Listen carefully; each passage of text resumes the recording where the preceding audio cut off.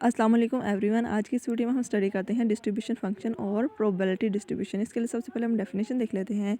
The distribution function of random variable x का किस तरह से इसको रिप्रेजेंट करते हैं कैपिटल एफ एक्स के, और इससे इस तरह से डिफाइन किया जाता है एफ एक्स जो है equal to P X less than होगा स्मॉल एफ से। The function F X give the probability of the event that X takes value less than or equal to the specified value of X, और इसका abbreviate किस तरह से abbreviated as of D dot F.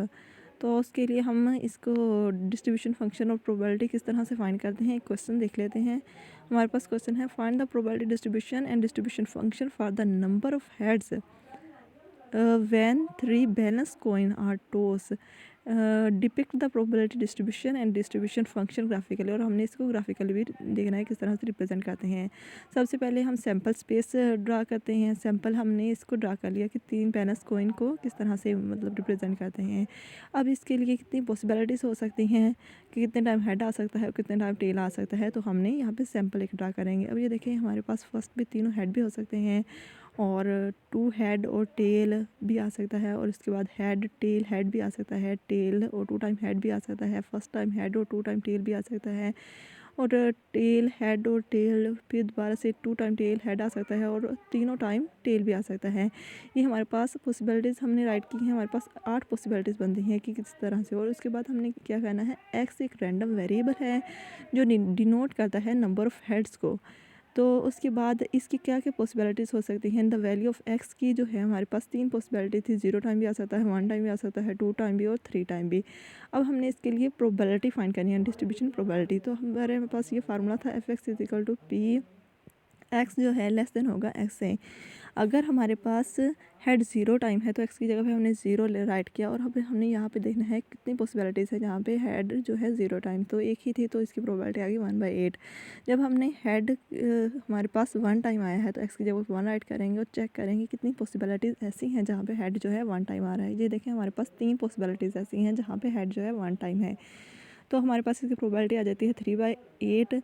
अब next हम check करते हैं जहाँ पे हमारे पास हेड जो है 2 टाइम आया है। अब हमारे पास 3 पॉसिबिलिटीज़ ऐसी हैं जहाँ पे हमारे पास हेड 2 टाइम आया है, तो हमारे पास इसकी प्रोबेबिलिटी आ जाएगी 3/8। इसी तरह से हम जब चेक करते हैं कि कितनी पॉसिबिलिटीज़ हैं जब हमारे पास हेड 3 टाइम आए।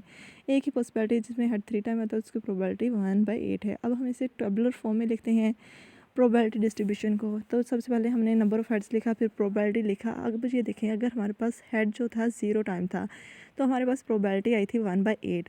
जब हमारे पास हेड 1 टाइम आया 3/8 आई है, 2 आया है तो 3/8 आई है, और अगर हमारे पास हेड 3 टाइम है तो 1/8। अब तमाम को ऐड कर देंगे तो हमारे पास आंसर आ जाएगा 1। अगर तो हमारे पास आंसर 1 आ जाता है तो इसका मतलब है जो हमने फाइंड किए हैं तमाम प्रोबेबिलिटीज़ करेक्ट हैं। तो उसके लिए अब हमने इसको लाइन चार्ट पे या ग्राफिकली किस तरह से रिप्रेजेंट करते हैं। तो हमने अब एक्स को जो नंबर ऑफ़ हेड्स हैं उसको अलोंग एक्स एक्सिस लिया और प्रोबेबिलिटी को वाई एक्सिस के अलोंग ले लिया। अब ये यहाँ पे 0 रिप्रेजेंट किया है, 1 2 और 3। अब ये देखें जहाँ पे हमारे पास जब हेड 0 था तो हमारे पास प्रोबेबिलिटी थी, तो पहले इसे उसे राइट कर देते हैं। उसके बाद जब हमारे पास हेड 0 थे, 0 टाइम था तो हमारे पास प्रोबेबिलिटी 1/8 थी।